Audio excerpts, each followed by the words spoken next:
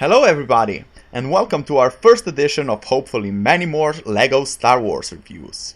We will be kicking the Star Wars series off with the iconic set number 75137, Carbon Freezing Chamber. This 231-piece set may not be the biggest Star Wars set to date. It does, however, recreate one of the most memorable scenes from the movies, and that alone was the reason for me to grab it straight away.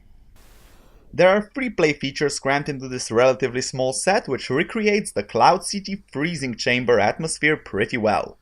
Although, if we are being petty, I suppose it could be a bit darker. The staircase, for example, is a great start. The main part of it then just seems to fade into shades of grey.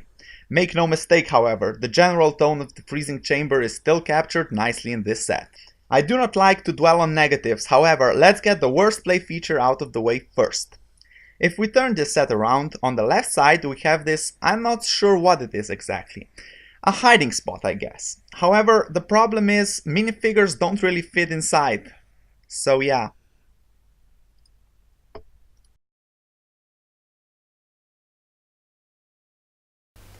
The left section of the chamber can also be readjusted slightly, and there is a control panel on the top. The second play feature is a whole different ballgame. It's a mechanism designed with the help of this long pole, which you pull out and spin around in order to deep freeze poor Han. It's oddly satisfying to freeze him over and over again. I could go on for hours, I feel. I must be weird. Anyway, once he is out of the chamber, he is all frozen solid and ready to be transported onto Slave 1 and straight to good old Jabba. The third and final play feature is this little elevator that works well enough and hooks at the top. Nothing too spectacular though.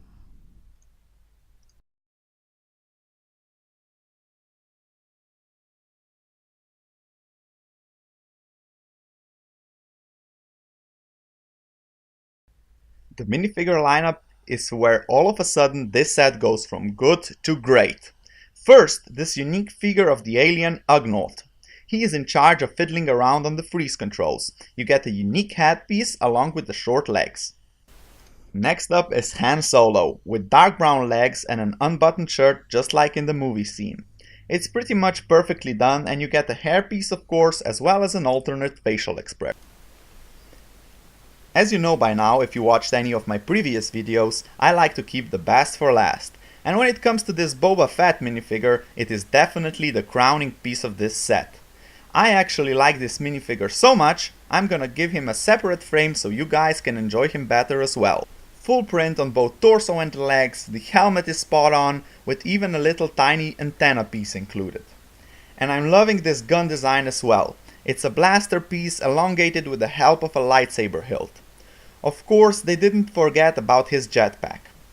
To top it all off, we have this cloak. That is not a regular cloak, but rather hangs over his shoulder, and it feels like the cherry on top. The value of this set is set at $20, and honestly I would pay more for just the Boba Fett minifigure. So it is impossible for me to not recommend this set to you. Okay, I feel I talked more about Boba than the rest of this set. That isn't saying the rest of the set is bad at all. Despite the few flaws I mentioned, it still does a great job, or rather a freezing job.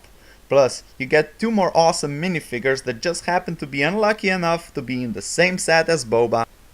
Alright guys, that's it for the freezing chamber. Stay tuned for our next video and don't forget to subscribe if you enjoyed this one. May the Force be with you.